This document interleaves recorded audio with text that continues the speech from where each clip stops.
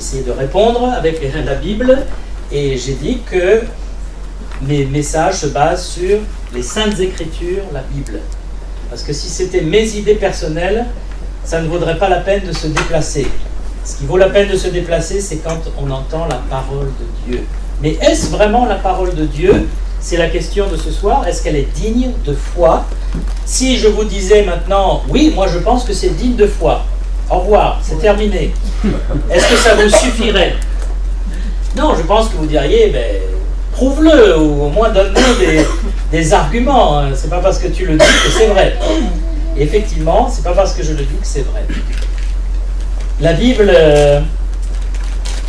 est pour nous, dans cette église ici, nous sommes une église biblique, et très importante. Mais est-ce que nous sommes des gens bizarres ou différents? J'espère que non. Tous les chrétiens devraient lire la Bible et devraient connaître la Bible, mais ce n'est pas le cas. Ce n'est pas le cas. Il y a énormément de chrétiens qui ne lisent jamais la Bible, qui ne l'ont jamais lue, et ils ont une certaine crainte par rapport à la Bible. Ils n'osent pas l'ouvrir, ils ont peur de, je ne sais pas de quoi ils ont peur. Et j'aimerais enlever ce préjugé et ces fausses idées sur la Bible. Comme je l'ai dit mercredi, moi je viens du catholicisme et ensuite j'étais athée, donc je ne lisais pas la Bible, je ne connaissais pas la Bible, et je suis venu à Jésus-Christ par la Bible.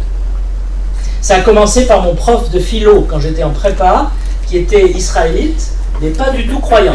Il était agnostique, mais il nous écrivait des versets du livre des Proverbes au tableau, et il écrivait une sentence des Proverbes. Il disait: maintenant, vous avez 10 minutes pour réfléchir sur cette phrase. Alors on réfléchissait, on avait du mal parce que après le bac, on ne sait pas réfléchir. On n'est pas encore prêt. On sait apprendre par cœur, mais réfléchir, on ne sait pas. Et donc il nous a appris à réfléchir. Et alors des fois, il mettait une phrase de philosophe, puis des fois, il mettait une phrase de la Bible. Et un jour, je suis venu le voir, je lui ai dit: mais les proverbes, c'est quoi ces proverbes-là? Vous nous citez. Parce que j'aimais bien, moi, je trouvais ça, c'était simple et clair et profond. Il dit: bon, ne dis pas trop, mais c'est la Bible. Ça vient de la Bible. Et parce que, bon, en France, n'est-ce pas, il faut jamais, il faut être laïque, n'est-ce pas? Et c'était mon premier vrai contact avec la Bible. Et j'ai dit: mais il y a une sagesse là. Il y a une simplicité, une profondeur, une vérité, ça parle à mon cœur. Et je n'étais pas du tout croyant. Mais quelque chose commençait à travailler dans mon âme. Et donc, il y a une dame dehors, peut-être si quelqu'un veut aller voir si elle a besoin d'aide. Merci. La Bible a certaines prétentions.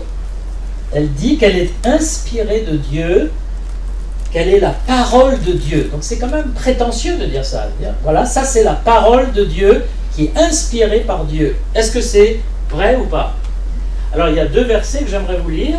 Un qui est dans 2 Timothée 3,16. Toute l'écriture, donc sous-entendu toute la Bible, est inspirée de Dieu.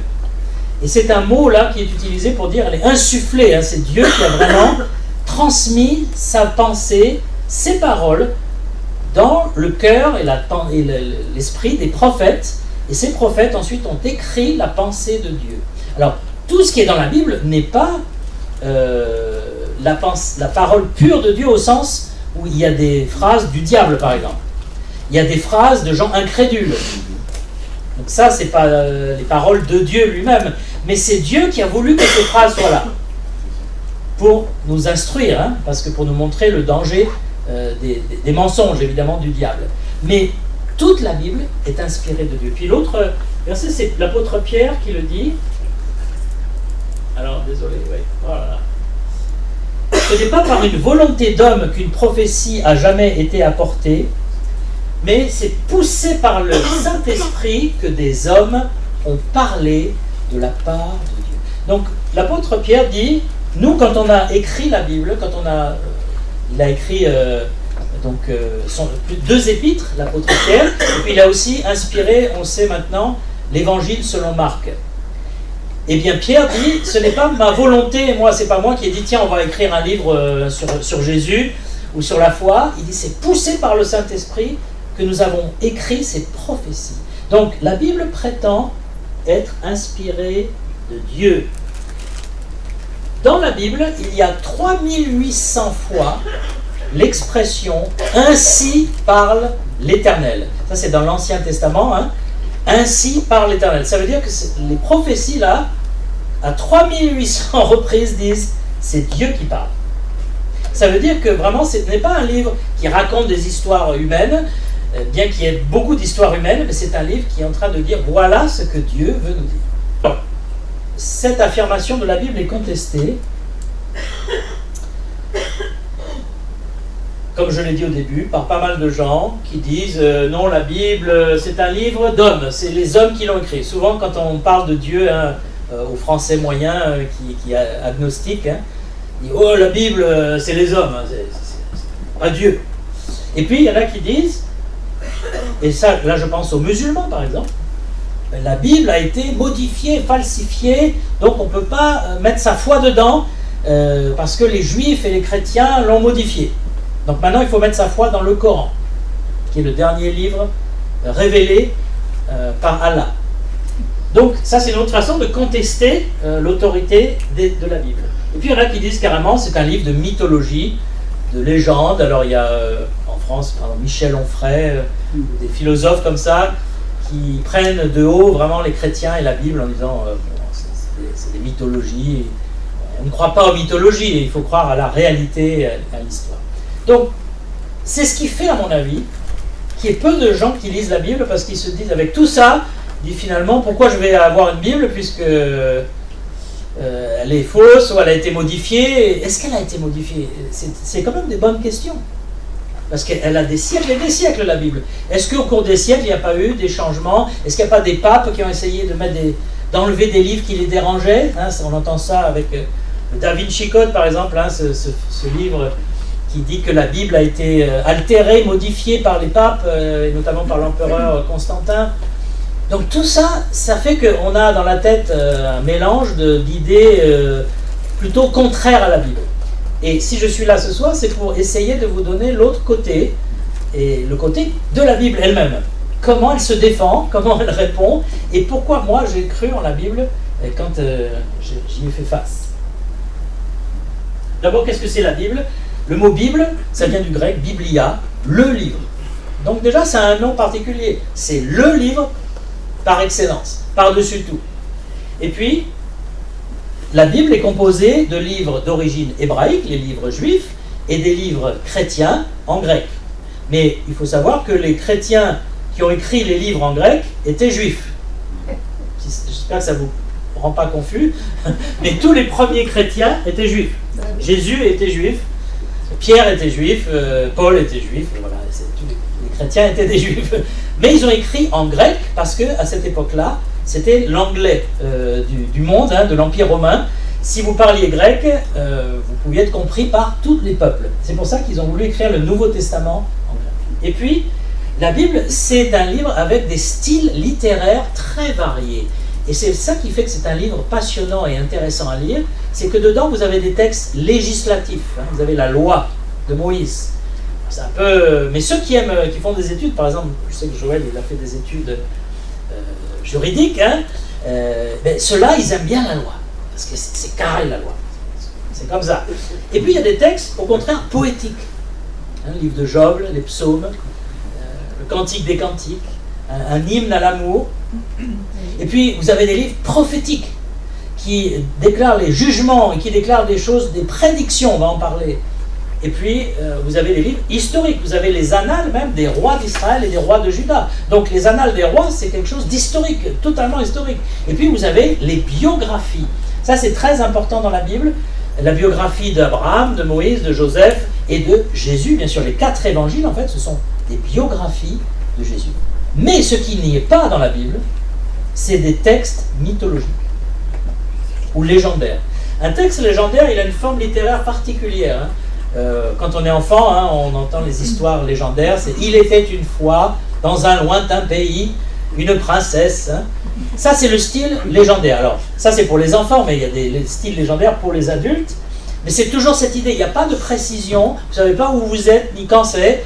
Il n'y a pas vraiment de nom propre. Alors que la Bible est remplie de dates, d'éléments historiques, géographiques, de lieux, remplis de noms propres. Vous avez le nom des rois, vous avez le nom des serviteurs, le nom...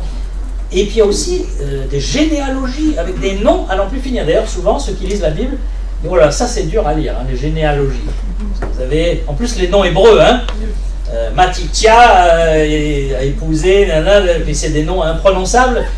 Mais s'ils sont là, c'est qu'il y a un but, parce que dans le plan de Dieu, la généalogie est la preuve que vous venez de quelque part, que vous êtes la bonne personne, en particulier le Messie. Il fallait qu'il ait une généalogie très précise, le Messie. Ça ne peut pas être n'importe qui vient « Bonjour, je suis le Messie ». La Bible est donc, vous l'avez compris, une bibliothèque en fait. Ce n'est pas un seul livre écrit par un seul auteur, un seul écrivain. Il y a 45 écrivains qui ont écrit la Bible. Et c'est toutes sortes de Bibles. Il y en a dans nos Bibles chrétiennes, 66 livres écrits par 45 écrivains. Un seul thème, la relation entre le Créateur et nous. C'est ça le thème de la Bible. Dès le début, la relation se passe mal. C'est-à-dire Dieu fait tout bien, il met l'homme dans un jardin d'Éden extraordinaire, et puis Adam et Ève se révoltent. Ils désobéissent, ouvertement. Et là, c'est la chute, la malédiction. Et le monde est ce qu'il est aujourd'hui parce que nous sommes sous la malédiction qui a démarré, malheureusement, très tôt dans l'humanité. Et tout le reste de la Bible, c'est comment rétablir cette connexion avec Dieu, cette relation qui a été perdue. Et on voit que c'est toujours Dieu qui fait le premier pas, toujours. C'est lui qui vient, c'est lui qui appelle, c'est lui qui trouve un moyen de pardon pour nous pardonner. Ça, ce sera le thème de dimanche matin. Peut-on être sûr d'être pardonné? Et donc, un seul but, révéler qui est Dieu et sa volonté. C'est pour ça que la Bible est très importante, très utile. Vous voulez savoir qui est Dieu, parce que tout le monde peut parler de Dieu. Il y a le bon Dieu, il y a Allah, il y a Vishnu. Où est le vrai Dieu? Comment savoir où est le vrai Dieu? Et chacun tient à ses positions. Mais la Bible, si c'est vraiment la parole de Dieu, du Dieu créateur, elle nous dit qui est vraiment Dieu. Et elle ne nous dit pas qu'il est meilleur que les autres, c'est pas ça l'idée. Elle nous dit que le Dieu qui a inspiré la Bible est le créateur, le seul vrai Dieu. Et il le prouve. Il le prouve notamment avec, on va le voir, des prédictions. Et puis, un seul sauveur, le Messie divin. C'est-à-dire que dès le début de la Bible, dans la Genèse, chapitre 3, il est dit qu'un jour, l'enfant de la postérité de la femme va écraser la tête du serpent, le serpent qui a amené l'humanité dans la révolte et dans la malédiction. Et donc, dès le début, il est annoncé qu'il y aura un sauveur. Il s'appelle Messie. Messie, c'est un terme qui veut dire « oint par Dieu ». Oint, c'est-à-dire qui a reçu une mission particulière. Ce Messie, nous croyons que c'est Jésus de Nazareth. Et qui correspond en tout point aux prophéties sur le Messie. Mais toute la Bible nous dit il y a un sauveur, et c'est lui, par lui, c'est lui le médiateur avec Dieu. Parce que Dieu est saint, il est esprit, donc on ne peut pas le voir avec nos yeux, et donc c'est compliqué d'avoir une relation avec quelqu'un tu ne vois pas, et qui est saint, alors que toi tu es pécheur. Et c'est pour ça que Dieu a envoyé le Messie pour faire le lien, la médiation, la réconciliation. Donc voilà le thème de la Bible et le but de la Bible. Alors, est-ce que c'est un livre d'hommes? Est-ce que c'est un livre comme les autres? Mais quel Dieu? Un Dieu transcendant, un Dieu supérieur à nous. Imaginez que je veuille inventer une religion. Il y a plein de gens qui ont inventé des religions. Hein. Je vais donc dire, il faut qu'il y ait un Dieu dans cette religion. Comment je vais le dépeindre, ce Dieu? Ce Dieu, il ne pourra pas me dépasser moi. Parce que je ne peux pas inventer quelque chose de plus intelligent que moi, de plus pur que moi. C'est pas possible. Je vais le mettre à mon niveau au maximum, et peut-être même en dessous. Regardez les dieux grecs et romains. Si vous avez fait un peu de mythologie grecque et romaine, c'est presque rigolo. C'est vraiment ils se tapent dessus, ils s'entretuent, ils se couchent ensemble. Enfin, ce sont des êtres humains avec des pouvoirs super divins, des pouvoirs super pouvoirs. C'est des sortes de Superman aussi. Hein. Dans la nouvelle mythologie, c'est la mythologie de Marvel. Hein. C'est-à-dire, pour les jeunes, c'est ça. Vous avez des super pouvoirs. Mais ça reste des êtres humains avec leurs fautes, leurs péchés. Mais le Dieu de la Bible est sans péché.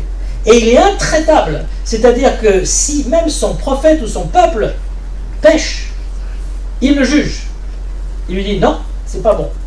Alors que si tu inventes une religion, tu vas faire une religion qui va dans ton sens, qui te pardonne, et si toi tu fais un petit écart, tu vas trouver une prophétie qui va dire oui, mais moi j'ai le droit de faire un écart. Tu vas inventer une prophétie qui va justifier ton écart.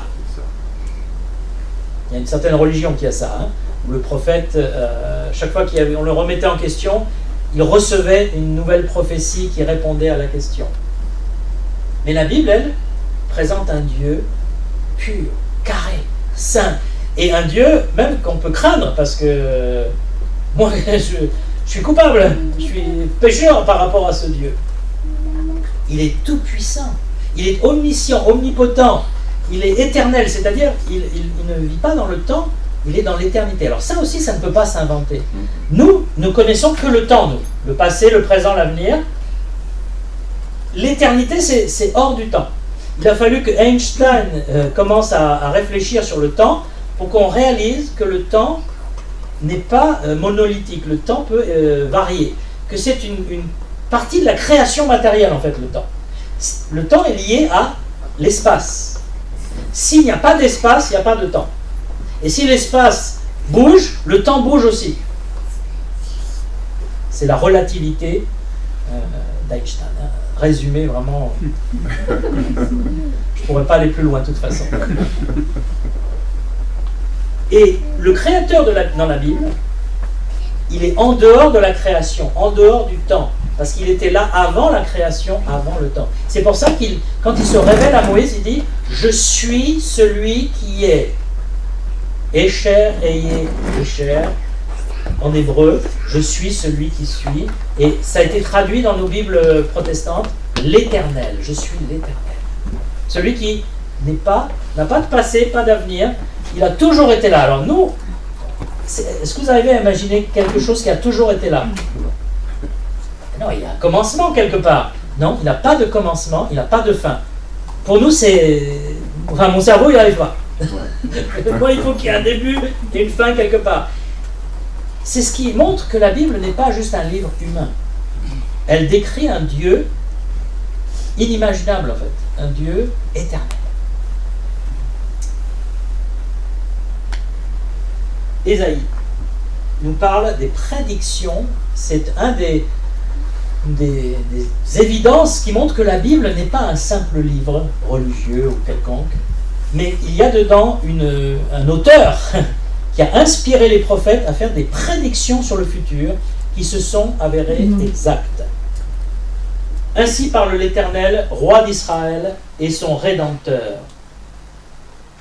L'Éternel des armées, je suis le premier, je suis le dernier. Hors moi, il n'y a point de Dieu. Qui a comme moi fait des prédictions? Je déclare, qui me le prouve, depuis que j'ai fondé le peuple ancien, qu'ils annoncent l'avenir et ce qui doit arriver. Et donc, Ésaïe faisait face à des ennemis de la foi, et il leur dit, votre Dieu, là, est-ce qu'il fait des prédictions qui s'accomplissent? Dites-moi, quelles prédictions vous avez fait? Vous savez que c'est très compliqué, les prédictions. Dans le Coran, il y a quasiment 0 prédiction. Parce qu'une prédiction, si vous vous trompez, c'est terminé. Il ne faut pas se tromper. Donc nous, on est fans en France de Nostradamus. Il y en a qui regardent aussi les prédictions de certains saints catholiques, etc., de visions de saints. Mais souvent, c'est des prédictions très vagues, qui peuvent être interprétées dans différents sens, etc. Mais les prédictions de la Bible sont souvent très très précises, avec des noms, avec des détails. Et il y a des gens, il y a toujours des scientifiques qui s'amusent à calculer les choses. Il y a des scientifiques, des profs de physique ou des mathématiciens qui ont calculé les probabilités pour que telle ou telle prophétie de la Bible s'accomplisse, vu le jour où elle a été écrite. Parce que, exemple, La destruction de Babylone. Donc, Ésaïe a prophétisé dans les chapitres 13 et 14 de son livre la destruction de la capitale de l'empire babylonien, Babylone. Ici, vous avez une représentation avec le ziggurat, le temple. Regardez la taille des remparts. C'était des remparts doubles, voire triples parfois. C'est-à-dire, vous n'avez pas seulement un mur, mais vous avez 2 ou 3 murs, et même des chevaux et des chars pouvaient rouler sur les remparts, pour vous dire l'épaisseur des remparts. Il n'y avait pas de bazooka, il n'y avait rien. Vous aviez une ville comme ça, elle faisait environ 3 ou 4 kilomètres de long. Donc c'était un carré, hein, Babylone principalement, parce que c'était dans le désert. Et elle était donc toute seule au milieu du désert. Il y avait un fleuve qui passait pour apporter l'eau. C'était une civilisation la plus haute au temps d'Ésaïe. Hein. Il y avait les Égyptiens et puis il y avait les Babyloniens, c'était encore plus élevé. Et Ésaïe dit, Babylone va être détruite. Non seulement elle va être détruite, mais il ne va rien rester et personne ne l'habitera. Alors c'est comme si moi je disais aujourd'hui, Paris ou Berlin ou Londres va être bientôt détruite et personne ne va jamais plus la reconstruire. D'accord. Je veux bien qu'il y a peut-être une bombe atomique qui va arriver, mais même s'il y avait une bombe, on la reconstruirait. Hein. Regardez les tours à New York, ça a été reconstruit hein, presque immédiatement. Mais lui, quand il a fait cette prophétie, Babylone était comme ça, en pleine forme, tout allait bien. Et donc la prédiction d'Ésaïe, donc ici, c'est accompli à la lettre. Vous avez les ruines de Babylone ici, hein, devant, et ça c'est le palais que Saddam Hussein a fait construire. Saddam Hussein a voulu rebâtir Babylone. On ne sait pas toujours ça. Hein. C'était son grand projet. Et Dieu avait dit, elle ne sera pas rebâtie. Et Saddam Hussein est mort. Est-ce qu'il y a un rapport? Je pense que oui, mais aujourd'hui, vous pouvez aller en Irak, ce sont des ruines. Babylone n'a jamais été reconstruite. Il y a une ville peut-être qui s'appelle Babylone 2, je crois, enfin, qui est une ville moderne, mais sur l'emplacement de Babylone, il n'y a pas de Babylone. Il n'y a que des ruines. Parce que Dieu l'a dit, parce que Dieu l'a prédit. Et les probabilités sont énormes. Hein. C'était 10 puissance 9, je crois. 1 sur 10 puissance 9 que la prophétie d'Ésaïe s'accomplisse. Comment elle s'est accomplie? C'est que les Mèdes et les Perses sont arrivés de nuit aux portes de Babylone et ils ont vu qu'il y avait un souterrain dans lequel passait le fleuve. Une sorte de canal, vous savez, comme des égouts qui passaient sous la ville. Et ils ont réussi à casser ce qui empêchait d'entrer dans le souterrain. Toute l'armée Mède et Perse est rentrée dans le souterrain et quand ils sont ressortis, ils étaient au milieu de la ville. L'armée babylonienne n'a même pas eu le temps de bouger. Ils ont pris le palais du roi, ils ont tué le roi, ils ont tout brûlé, et Babylone est partie en une nuit. Incroyable! Et Dieu avait prédit ces choses-là. Maintenant, les prophéties sur le Messie, pour moi, c'est les plus extraordinaires. Si vous prenez toutes les prophéties des prophètes de l'Ancien Testament sur ce que fera le Messie, c'est incroyable. Il y en a des dizaines, hein, mais je vous en mets quelques-unes. Il va naître à Bethléem, d'une vierge. Il sera de la tribu de Juda, de la lignée de David. Il sera annoncé par un précurseur, donc Jean-Baptiste. Hein. Il fera des miracles de guérison. C'est ce que Jésus a fait principalement pendant ces 3 ans. Il a guéri des milliers de gens. Il entrera comme un roi à Jérusalem sur un ânon. C'est ce que Jésus a fait. Il purifiera le temple. Il a purifié, il a chassé les vendeurs du temple. Il sera un homme de douleur, un homme méprisé. Il ne sera pas quelqu'un de glorieux et conquérant, non, il sera un homme qui souffrira et qui aura compassion des souffrances des autres. Et puis, sa mort, il sera trahi par un ami pour 30 cycles d'argent. Donc tout ce que je vous dis là, c'est écrit dans l'Ancien Testament des siècles avant Jésus. Et ça n'a pas été modifié. Les chrétiens n'ont pas modifié les Écritures dans l'Ancien Testament. Je vais vous dire pourquoi on n'a pas pu les modifier, parce qu'on a trouvé des textes de l'Ancien Testament complets avant Jésus-Christ. Donc les chrétiens n'existaient pas. Ils n'ont pas pu modifier ces prophéties. Elles sont toutes exactes. Il est dit qu'on tirerait au sort sa tunique, il serait percé et supplicié. Alors que la crucifixion n'existait pas à cette époque-là. La crucifixion est venue plus tard par les Perses. Qu'on lui donnerait du vinaigre, qu'il prierait pour ses ennemis, qu'il serait muet devant ses accusateurs, mis au nombre des malfaiteurs, qu'on l'enterrait dans le tombeau d'un riche. Jésus, quand il est mort sur la croix, on l'a mis dans la tombe de Joseph d'Arimathée, un homme riche qui avait fait construire un tombeau tout neuf. La probabilité pour que ça arrive, voilà. Que ces disciples se disperseront, aucun de ces os ne sera brisé. Effectivement, quand quelqu'un était crucifié, qu'on voulait accélérer la crucifixion, la mort, on cassait les jambes du supplicié pour qu'il ne puisse plus s'appuyer sur ses jambes et qu'il meure étouffé. Ça, c'est la torture de la crucifixion. Et donc, c'était une coutume de casser les jambes, surtout que là, il y avait le Shabbat qui allait venir. Les Juifs disaient aux Romains, dépêchez-vous, on ne peut pas avoir des morts là, des gens qui sont pendus le jour du Shabbat. Et en plus, c'était Pâques. Et donc, ils s'apprêtaient à casser les jambes de Jésus, mais ils ont dit, mais non, il est déjà mort, regarde. Et le centurion a voulu vérifier. Je ne suis pas sûr qu'il soit mort, peut-être il est juste évanoui. Alors il a pris une lance et il a percé son côté. Et le sang et l'eau sont sortis, prouvant que Jésus était mort. Quand le sang se sépare des globules blancs, c'est que votre cœur est totalement à l'arrêt. Vous êtes mort. Mais on n'a pas cassé ses jambes. Aucun de ses os ne sera brisé, disait la prophétie dans les psaumes. Et puis, il sera humilié par des crachats. Jésus, on lui a craché dessus. Que son corps ne se décomposera pas. Qu'il vivra après sa mort, qu'il reviendra dans la gloire. Donc la résurrection était déjà... Alors, c'est pas dit le Messie va ressusciter en temps de mots, mais il y a quand même Psaume 16 et Ésaïe 53 qui dit que après avoir livré sa vie, il prolongera ses jours. Donc, après avoir été mort, il va prolonger ses jours. Comment on peut prolonger ses jours quand on est mort? Si ce n'est en ressuscitant. Une autre chose extraordinaire dans la Bible, c'est le salut gratuit. Rien n'est gratuit sur la terre. Tout se paye, tout s'achète, et y compris dans les religions. Si vous regardez toutes les religions humaines, les dieux attendent que vous fassiez des efforts, des sacrifices, des offrandes, tout le temps des offrandes. Même le Dieu de la Bible, d'ailleurs, il y avait des offrandes pour Yahvé. Mais une chose est sûre, c'est que dans la Bible, le salut ne s'achète pas. Dieu dit, vous ne pouvez pas vous racheter. C'est moi qui vous rachète, qui est mort à notre place. Et le verset ici, dans le Nouveau Testament, dit, c'est par la grâce. Le mot grâce, en français, on a perdu son sens un peu. La grâce, ça veut dire que c'est gratuit. C'est lié au mot gratuit. Ça ne s'achète pas, la grâce. Ça ne se mérite pas. Vous pouvez faire toutes les œuvres de bonté que vous voulez, vous n'obtiendrez pas le pardon. C'est par grâce. Par le moyen de la foi que vous êtes sauvés. Ça ne vient pas de vous, c'est un cadeau, un don de Dieu, afin que personne ne se glorifie, ce n'est pas par les œuvres. Et ça, ce message du salut qui est un cadeau qu'on n'a pas par les œuvres, c'est unique. Il n'y a aucune religion qui a ça.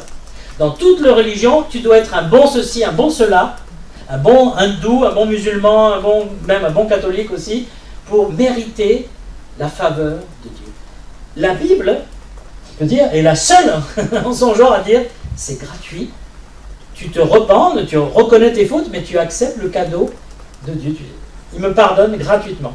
Et même encore aujourd'hui, beaucoup de gens ont du mal avec ça. C'est dans son témoignage, César l'autre jour disait j'avais du mal à comprendre que c'était gratuit.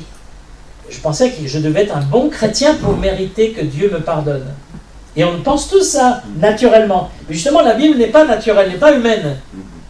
Elle est le message de Dieu. Et Dieu dit, tu ne peux pas. Alors pourquoi, rapidement, pourquoi on ne peut pas mériter le salut? C'est pas si compliqué que ça. Le salut de Dieu, Dieu exige la perfection parce qu'il est saint. Sa loi, si vous lisez les 10 commandements, qui n'a pas péché contre les 10 commandements? On a tous, d'une façon ou d'une autre, menti, triché, trompé, blasphémé Dieu, on ne vit pas pour Dieu, on ne s'occupe pas de Dieu, on l'a complètement oublié. Tous ces commandements, nous les avons violés les uns après les autres. Est-ce qu'on a honoré nos parents comme on devait? Donc, nous sommes pécheurs. Et donc, comment on peut se racheter? Est-ce que mes bonnes actions peuvent racheter mes mauvaises? Est-ce que dans la vie, ça marche comme ça? Par exemple, vous avez une amende.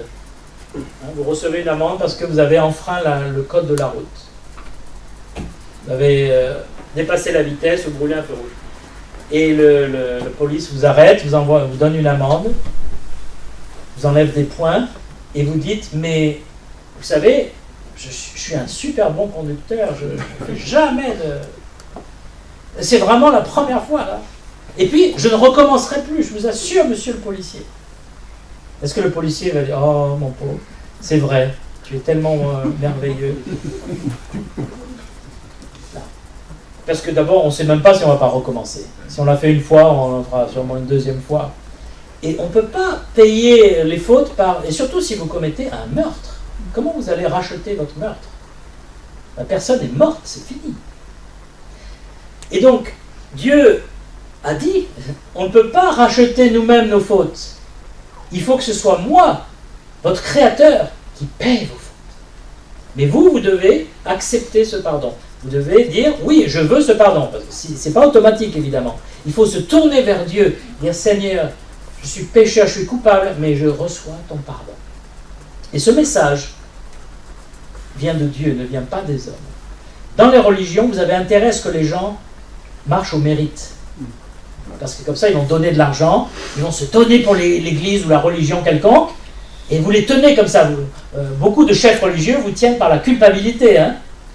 Ah mais si, attention, si tu ne veux pas que Dieu te frappe, il faut que tu viennes tous les dimanches hein, et que tu donnes l'argent. Hein. Mais la Bible dit non, c'est un cadeau. Dieu t'a sauvé, te pardonne. Et Dieu ne veut pas qu'on soit coupable, qu'on se sente coupable. Il veut qu'on se sente libre et en paix. C'est ça le message de la Bible. Est-ce que c'est un livre modifié? Et là, c'est l'étude des copies anciennes. Est-ce qu'on a pu modifier la Bible? Puisque le premier auteur, c'est Moïse, 1500 ans avant Jésus-Christ. Le dernier écrivain, c'est Jean, l'apôtre, environ 100 après Jésus-Christ. Donc, ça fait, tout ça, c'est loin. 100 après Jésus-Christ, ça fait 2000 ans. Et Moïse, hein, ça fait plus de 3500 ans. Donc, on peut imaginer qu'il y a eu des modifications, des gens qui ont trafiqué le texte, et puis que c'était à l'oral, alors on a mal recopié parce que c'était oral. Il y a beaucoup de gens qui parlent de ça, la Bible, c'était une tradition orale. Qu'est-ce qu'on découvre? On découvre que la Bible est écrite depuis le premier livre. Quand Moïse a écrit les 5 premiers livres de la Bible, Dieu lui a dit, écris dans le livre, depuis le départ. Et donc, Dieu n'a pas dit à Moïse, voilà, je vais te parler, puis tu vas écrire ce que tu peux. Non, il a dit, je te parle et tu écris. Mais il y a des gens qui disent, mais l'écriture n'existait pas au temps de Moïse. C'est récent, l'écriture. Ben si, 2000 ans avant Moïse, ça existait. On a trouvé hein, ces tablettes ici en cunéiforme. La cunéiforme, c'est la première civilisation, les Sumériens, hein, première civilisation connue chez les humains. On a retrouvé des milliers de tablettes en Irak, en Syrie, et vous avez des tablettes administratives. Vous avez déjà l'administration qui persécutait les gens. Ça, vous ne pensez pas que ce soit nouveau, l'administration. Vous pouvez les voir au British Museum. Maintenant, comparons les manuscrits de la Bible avec les manuscrits des auteurs classiques. Donc, si on prend Aristote, hein, Hérodote, Pline, Tacite, ceux qui ont fait un peu de littérature, ils connaissent tous ces auteurs. Et regardez les chiffres. Ils ont été, par exemple, Hérodote a écrit son histoire du monde hein, en 450 avant Jésus-Christ. Il y a combien de copies d'Hérodote en circulation? 8. Pas beaucoup, 8. La plus ancienne, elle est de plus 900, c'est-à-dire entre l'original et la copie la plus vieille qu'on ait d'Hérodote, il y a 1300 ans. C'est-à-dire un écart énorme. Et pourtant, quand vous lisez Hérodote, personne ne dit « Oh, je me demande si ça n'a pas été modifié, Hérodote. » Personne ne dit ça. Pareil, et on peut faire la même chose hein, avec Aristote, avec Pline, Tacite. Regardez l'énorme différence qu'il y a entre l'original et la plus vieille copie. Et regardez le petit nombre de manuscrits qu'on a. C'est un tout petit nombre. C'est incroyable d'ailleurs qu'on ait encore des manuscrits. Hein. Aucun n'est un original, évidemment. L'Ancien Testament, le Tanakh, hein, comme on dit chez les Juifs, écrit par Moïse 1500 jusqu'à 400 avec le dernier prophète Malachi. On a 10 000 copies parce que les Juifs recopiaient abondamment leur Bible. Et chaque fois qu'elle était usée, ils mettaient ça sur du parchemin, de la peau d'animal. Quand elle était usée, on l'enterrait et puis on réécrivait, on recopiait une autre. Et donc on a retrouvé des Bibles enterrées aussi. C'est pour ça qu'on en a autant. Mais 10 000. Et les autres, il y en a 5 ou 8. Hein. Vous voyez la différence? Et puis surtout, on a retrouvé les manuscrits de la mer morte qui datent de 250 avant Jésus-Christ, c'est-à-dire moins de 1000 ans avant Moïse. Hein. Et surtout, tout proche du dernier prophète. Hein. 250 ans, C'est proche du dernier prophète. Et puis le Nouveau Testament, alors là, n'en parlons pas, 24 000 copies anciennes. Ce n'est pas copies aujourd'hui en circulation. Hein. Ce sont des chiffres, des manuscrits entre le 1er et le 7e, 8e siècle. Il y en a 24 000. Et ces copies, la plus vieille date de 125, hein, un extrait de l'évangile de Jean. Donc c'est tout proche des faits, la vie de Jésus et de sa résurrection. Donc il y a une énorme différence entre les écrits de l'Antiquité et la Bible. Pourtant c'est un écrit de l'Antiquité. Mais il y a plein de copies, plein de manuscrits. Et qu'est-ce qu'on fait avec ces manuscrits d'après vous?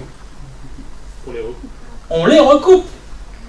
On les compare. On regarde, tiens, celui-là, il a plus 500 ans plus vieux, 1000 ans plus vieux, et on regarde les modifications qui ont eu lieu. Et qu'est-ce qu'on a trouvé? Il n'y a pas eu de modification. Voilà. Il y a des petits virgules, des petits mots par-ci, par-là, vraiment des détails. Il n'y a aucun livre qui est fondamentalement différent, aucune vérité qui a changé. On voit bien que c'est la même Bible, parce que les copistes juifs, c'était des gens maniaques. Des maniaques de la copie. Ils recopiaient, ils comptaient le nombre de lettres de chaque livre. Ils se purifiaient dans un bain rituel chaque fois qu'ils écrivaient le nom divin, le nom de Yahvé. Ils mettaient des mois, mais c'était parfait.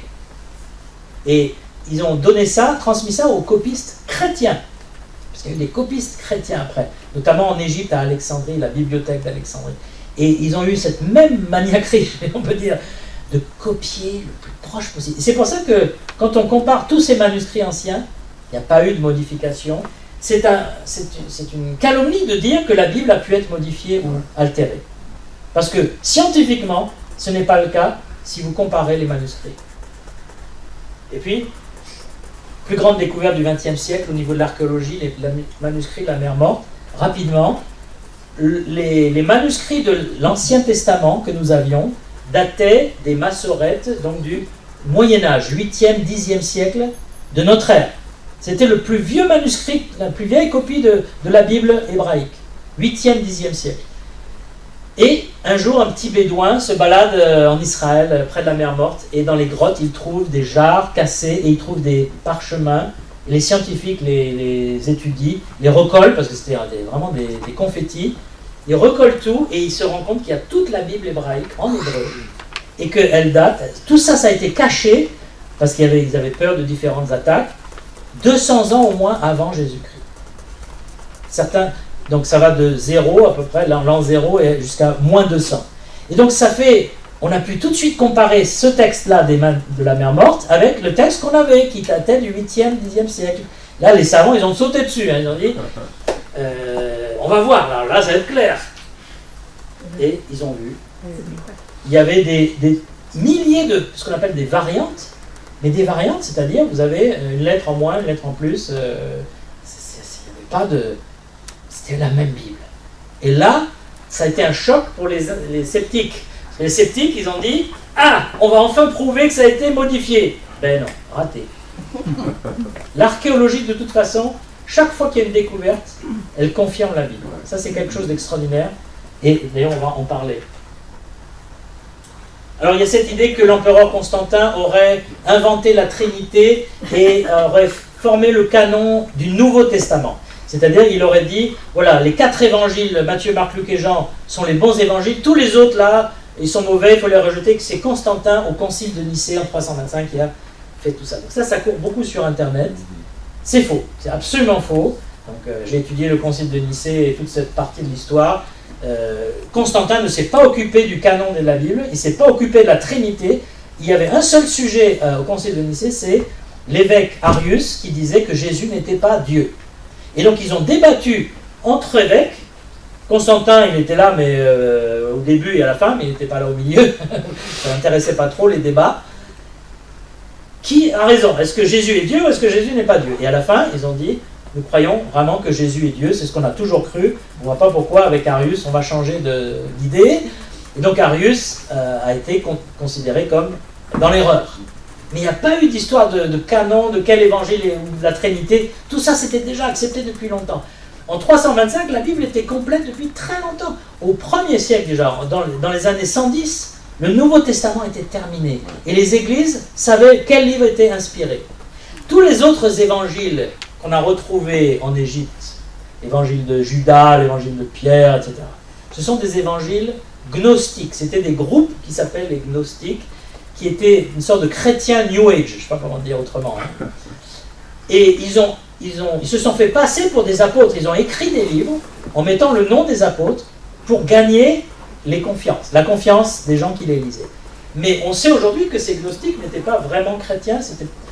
Ils avaient des doctrines vraiment bizarres où il fallait être en contact avec des anges pour atteindre à la divinité, et que si tu étais une femme, tu devais devenir un homme pour être sauvé. Enfin, il y avait des... Voilà, pour qu'un livre soit accepté par l'Église du début, hein, les premières églises, il fallait qu'il vienne des apôtres, qui ne contredisent pas l'enseignement des apôtres et de Jésus, et qui confirment les écrits de l'Ancien Testament. Tous ces évangiles gnostiques, Judas, Pierre, etc., ne remplissent pas ces conditions ici, donc ils ont été écartés tout de suite. Dès que c'est arrivé, les églises ont dit non. Et ce n'est pas le pape, qui n'existait pas en 325, il n'y avait pas de pape. Ce n'est pas des chefs religieux, ce sont les chrétiens même des églises qui faisaient le tri. Voilà. Alors, la Bible annonce-t-elle le Coran? Parce que ça court aussi sur Internet. Hein. Donc, voilà ce que dit l'épître de Paul aux Galates. Même si un ange vous annonçait un autre évangile que celui qui vous a été annoncé, qu'il soit anathème, maudit. Donc, comment est arrivé le Coran? Mahomet raconte qu'il était tout seul dans une grotte et que l'ange Gabriel s'est révélé à lui et lui a dit « récite ». Il a récité le Coran, et donc il a fait plusieurs séances comme ça où il a récité, et il récitait à l'oral, et les gens prenaient des notes. Ensuite, il sortait de la grotte, et ses disciples prenaient des notes. C'est comme ça que le Coran est apparu petit à petit. Qui a révélé à Mahomet le Coran? Un ange. Que disait la Bible 600 ans avant Mahomet, hein? Donc c'est le Nouveau Testament, là, 600 ans avant Mahomet. Si même un ange t'annonce un autre évangile, et le Coran n'est pas le même évangile que la Bible. Hein. Le Coran dit que Jésus n'est pas Dieu et que Jésus n'est pas mort pour nos péchés. Donc ça enlève vraiment la racine de la Bible, de l'évangile. Donc, non, le Coran n'est pas annoncé dans la Bible. Est-ce que l'évangile de Barnabé est le vrai évangile qui a été caché et remplacé par les 4 évangiles? Alors ça, c'est les musulmans qui disent ça. C'est un évangile en fait qui date du XVIe siècle, mais ils prétendent que c'est Barnabas du Nouveau Testament du livre des Actes. Comment c'est possible puisque ça date du XVIe siècle? Et surtout, dans cet évangile de Barnabé, il y a la shahada. La shahada, c'est la confession de foi musulmane. Hein. Allah est Dieu, est le seul Dieu, et Mahomet est son prophète. Comment il peut y avoir dans un évangile du 1er siècle cette phrase si Mahomet n'est même pas né, il est né 600 ans plus tard? Bon. Mais sur Internet, ça y va. Le vrai évangile, c'est l'évangile de Barnabé, parce que dans cet évangile, il est dit que Jésus n'était qu'un prophète et que Jésus adorait Allah. Donc ils disent, voilà, ils essaient de convaincre les chrétiens qu'ils se trompent. Bon. Je termine. Est-ce que la Bible est un livre rempli de légendes? Jésus a dit un jour, si les disciples se taisent, les pierres crieront. Alors c'est une expression, hein, qui veut dire, même si vous faites taire mes disciples, ma voix va retentir, mes paroles vont retentir. Mais les pierres crieront, en fait, c'est une sorte de prophétie, parce que les pierres de l'archéologie crient que la Bible est vraie. Alors je donne quelques exemples, parce que en fait c'est tout un enseignement là, sur l'archéologie, la Bible, c'est passionnant, mais on n'a pas le temps là. Mais un petit exemple, on a trouvé une tablette cunéiforme en Irak. Donc une tablette cunéiforme, c'est grand comme un savon. C'est pas gros. On l'a trouvée dans des fouilles dans le sable, et là il y avait cette tablette grande comme un savon. On l'a déchiffrée, et elle mentionne un officier du roi Nebuchadnezzar. Et on dit même son nom. Il s'appelle Nebo-Sarsekim. Donc sur la tablette, c'est écrit de la part de l'officier de Nebuchadnezzar, Nebo-Sarsekim. Donc c'est 600 ans avant Jésus-Christ. Vous allez dans Jérémie 39:12, et il est question de Nebo-Sarsekim, officier de Nebuchadnezzar. Donc franchement, la probabilité, c'est incroyable. Et la Bible, l'archéologie va jusque dans les petits détails pour confirmer les petits détails de la Bible. Autre exemple, le prisme de Velde alors qui lui date de 2000 ans avant Jésus-Christ. Donc c'est très très très vieux. C'était les Sumériens, les rois sumériens. Et dans ce texte-là, qui est sur ce prisme, hein, cette pierre, il dit voilà la liste des rois avant le déluge et la liste des rois après le déluge. C'est intéressant. Il savait qu'il y avait eu un déluge et que ça avait changé le cours de l'histoire. Abraham venait de la ville de Ur. Eh bien, on a retrouvé le temple de Ur, qui était un immense ziggurat, hein, une immense ziggurat. C'est comme ça que les temples étaient à l'époque.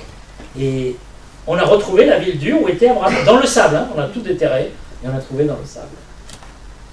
Les Hébreux en Égypte, on a trouvé ces esclaves ici, vous voyez, sur cette gravure, qui travaillent pour fabriquer une ville. Et on les appelait les Abirous, les Apirous. Et c'est très probablement un terme pour désigner les Hébreux, les Juifs qui travaillaient comme esclaves en Égypte. On a retrouvé le nom Yahvé sur une pierre de 1400 avant Jésus-Christ au Soudan. Pas très grande encore cette pierre. Et là, il y a le nom de Yahvé, les nomades de Yahvé, Yehoua.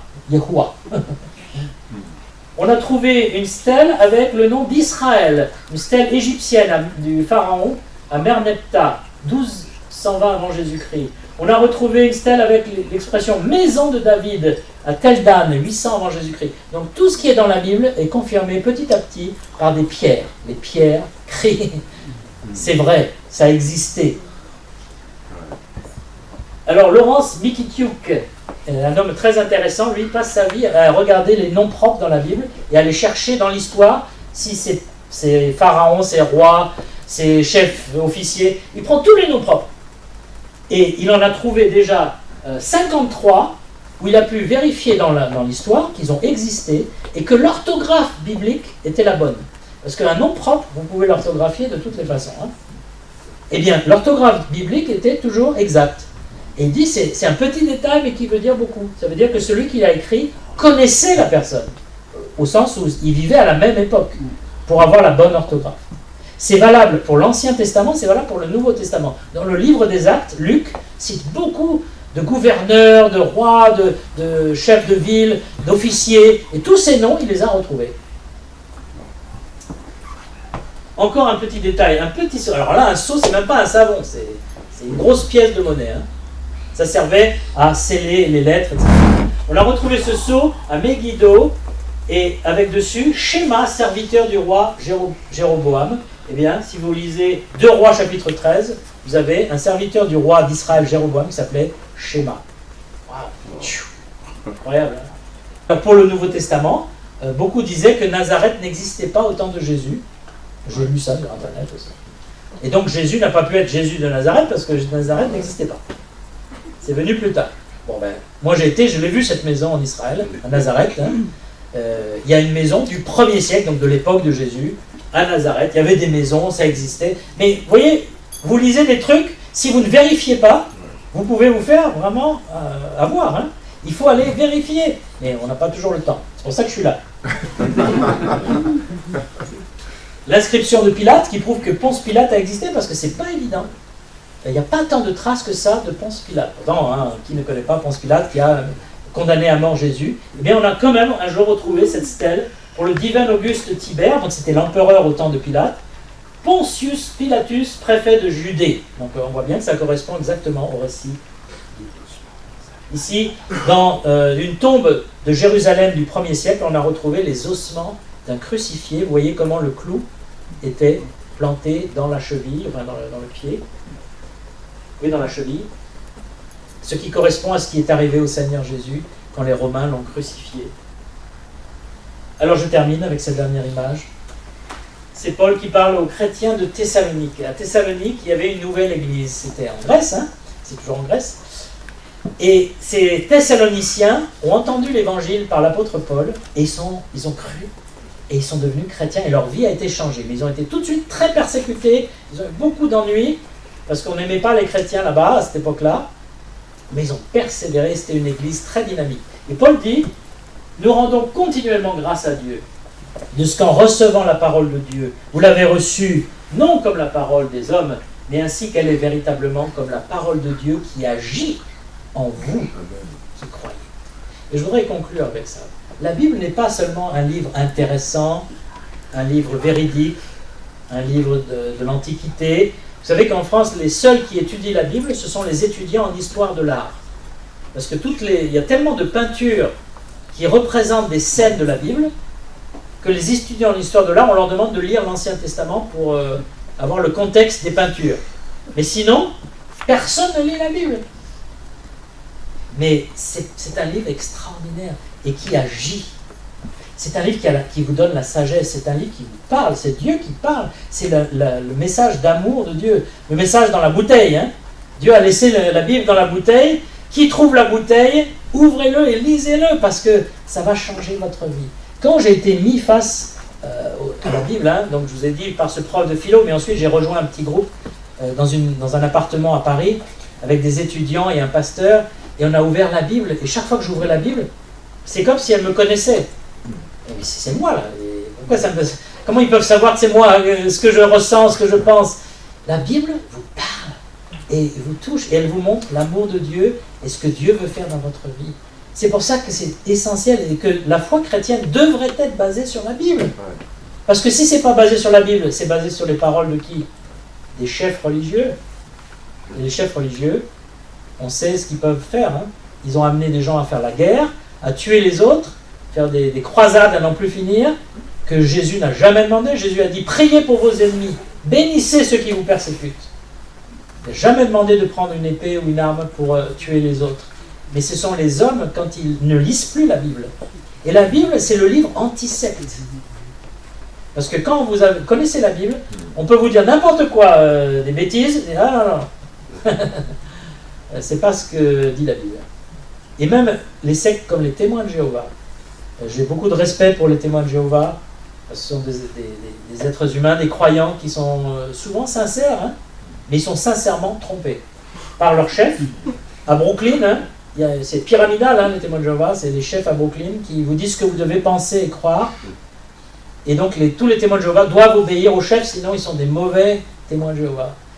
Et ils étudient la Bible, mais ils étudient une fausse Bible, elle a été falsifiée là pour le coup. Ils ont changé des mots carrément, hein, récemment, hein, au début du 19e siècle.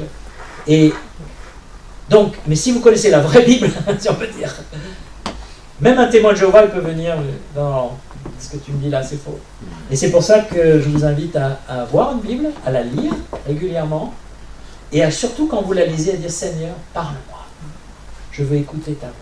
Merci de votre attention. C'était plus long ce soir parce que c'est tout un exposé, mais je vais terminer par un mot de prière si vous voulez bien, et après ce sera terminé.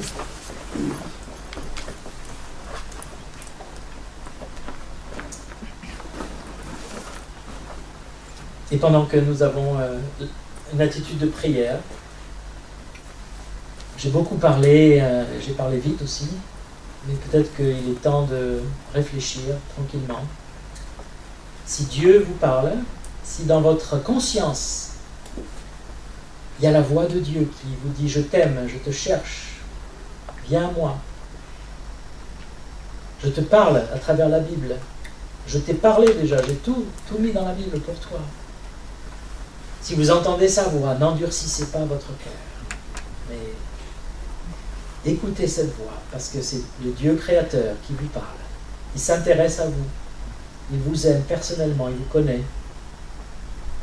et il nous appelle tous à venir à lui.